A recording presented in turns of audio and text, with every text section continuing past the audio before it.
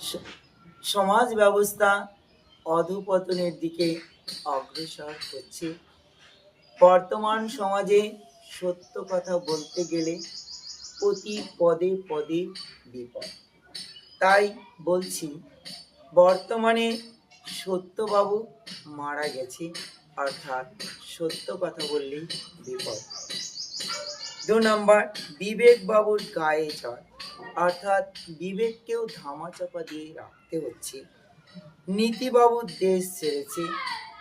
দেশে এখন যারা দুর্নীতির সঙ্গে যুক্ত তারাই হচ্ছে বেশি সম্মান পাচ্ছে, আর তাদের খবর কেউ রাখে না। এই নীতিবান মানুষদের খবর কেউ রাখে না।